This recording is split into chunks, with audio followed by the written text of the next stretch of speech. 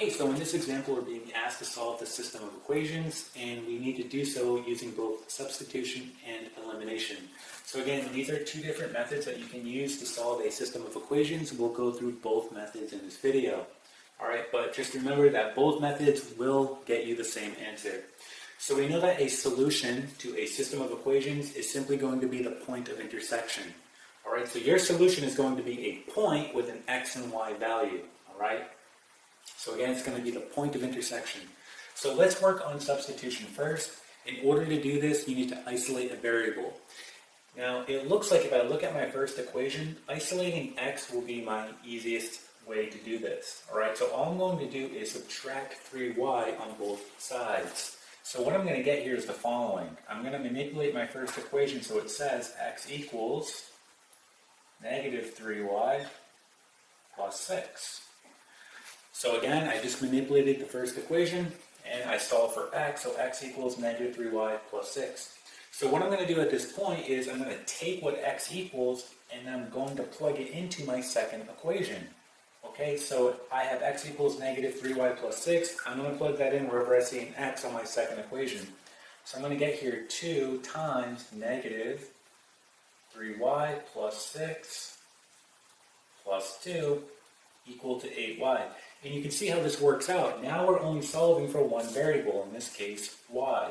So once we solve for y, we can plug that back into one of our two equations and solve for x. Okay, so let's go ahead and solve this. We're going to distribute 2 inside the parentheses, so we get negative 6y plus 12 plus 2 equal to 8y.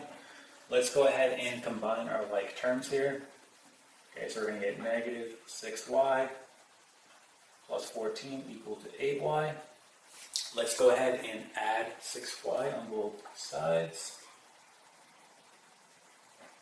So we can see here that 14 is going to equal 14y. So our last step, divide both sides by 14. So we can see here that y is going to be equal to 1. Alright, so y is equal to 1. Let's plug that into one of our two equations. It does not matter which one you use. I can use either the first or second equation. Okay, so in this case, I'll just use the first. So wherever I see a y, I'm going to plug in a 1. So I have x plus 3 times 1 equal to 6. So I get x plus 3 equal to 6. Subtract 3 on both sides, and you get x is equal to 3. Okay, so x is equal to 3, y is equal to 1. We can write it as a point, 3, comma 1. Again, x, y. So this is going to be your solution to your system. Alright, so that's using substitution. So let's do the same thing now, except let's use elimination now. Okay, so I just went ahead and erased the board, and let's go ahead and set this up using elimination. So we should get the same answer. Now, when you do elimination, you're simply just combining terms. But before you do that, you want to look at both of your equations and you want to make sure that your like terms line up. So, for example, I have x and then an x. Now I have a y and a constant. So what I want to do is I want to move this 8y over and I want to move this 2 over to the right side. Okay, so for example, I'm going to have the following. I'm just going to rewrite both equations. I'll have x plus 3y equal to 6, and then just, again, flipping these, I'll have 2x minus 8y equal to negative 2. Okay, now my terms are lined up, and I want to see if I can cancel anything out. In this case, I can't, so I have to manipulate one of the equations. So in order to do so, I'm looking at equation 1. Again, you can cancel out the x or the y variable, it doesn't matter. But for my case here, it looks like x is going to be the easiest variable to eliminate. So in order to do that, I'm going to multiply my top equation by negative 2. So all of my terms I'm going to multiply by negative 2. So for example, you're going to get the following.